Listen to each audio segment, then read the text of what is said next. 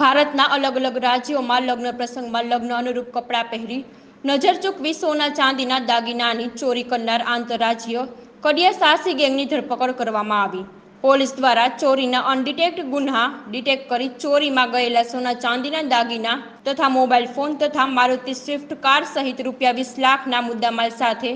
5 ઇસમોની રાજકોટ શહેર crime branch દ્વારા ધરપકડ કરવામાં આવી અને આગળની કાર્યવાહી હાથ ધરવામાં આવી।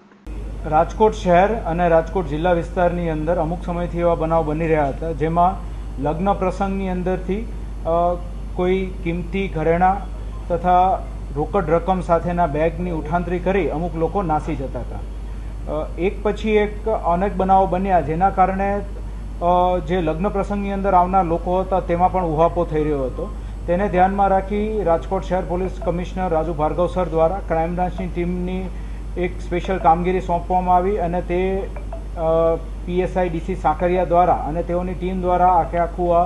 નેટવર્ક જે છે તેને પકડી પાડવામાં આવ્યું। સમગ્ર હકીકત એવી છે કે આ ટીમના લોકો છે તે મધ્યપ્રદેશની અંદર એક કડિયા નામનું એક ગામ છે તે વિસ્તારના રહેવાસી છે। આ ગામની આસપાસના અમુક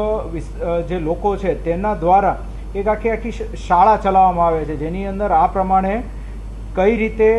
ચોરી કરી શકાય, કઈ રીતે નજર ચૂકવીને ઘરેણાઓ અને તેવું બધું લઈ શકાય અને સિફતપૂર્વક ત્યાંથી નીકળી જઈ શકાય તેઓની ટ્રેનિંગ લેવામાં આવે છે અને તેઓની ગેંગ આખા ઇન્ડિયાની અંદર અલગ અલગ વિસ્તારની અંદર એક્ટિવ હોય છે। આપણે અહીંયા જે ગેંગ પકડી છે તે ગેંગ દ્વારા રાજકોટ શહેરની અંદર 2, રાજકોટ રૂરલની અંદર સુલતાનપુર પોલીસ સ્ટેશનમાં 1 તથા અમદાવાદની અંદર અને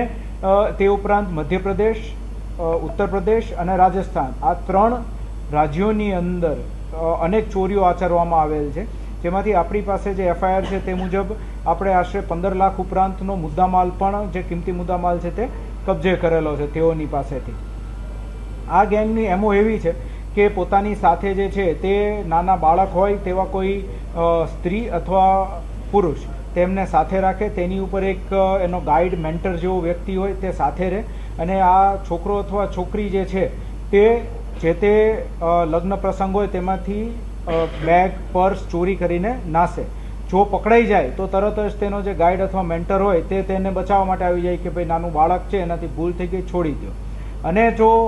ના પકડાય તો પછી તુરંત જ તે લોકો વાહનની અંદર બેસીને ત્યાંથી નીકળી જાય। આ વાહનની અંદર જ તે લોકો રાતવાસો કરતા હોય તેવું અમારા ધ્યાન પર આવેલું છે। જે પીએસઆઈ સાકરિયાની ટીમ દ્વારા જે ઇન્દોરની અંદર તે ઉપરાંત રાજસ્થાનના અમુક જિલ્લાઓની અંદર સતત 5 થી 6 દિવસ સુધી રેકી કરી માહિતી મેળવી અને ત્યારબાદ જેવી એ ટીમ જે છે એ ફરી પાછું અહીંયા રાજકોટની અંદર જ તે ચોરી કરવા માટે આવતી હતી તેવું ધ્યાન પર આવ્યું એટલે તેઓનો જે કે બી માહિતી મેળવી હતી તેના આધારે તેઓનો પીછો કરતાં તેઓને ઝડપી પાડ્યા છે। આ સમગ્ર જે ડિટેક્શન થયું છે તે ટીમવર્કથી થયું છે જેની અંદર પીઆઈ મેહુલ ગોંડલિયા અને એસીપી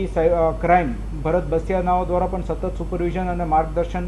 રાખીને આ આખી ગેંગને પકડી પાડવામાં આવેલ છે। રાજકોટની અંદર 2 થયેલી છે સિટીની અંદર અને રાજકોટ રૂરલમાં 1 થયેલી છે। તે ઉપરાંત આણંદ, અમદાવાદ અને જે રાજસ્થાન, મધ્યપ્રદેશની ટોટલ 30 જેવી ચોરીઓ આ લોકો દ્વારા અલગ અલગ સમયે કરવામાં આવેલી છે। આની અંદર સર જે મુખ્ય આપણે મુશ્કેલી નડતી હોય છે તે ત્યાંની લોકલ જે ગામડાઓની અંદર જે આ લોકો જતા રહે છે ત્યારબાદ તેઓની માહિતી મેળવવામાં પડતી હોય છે, પરંતુ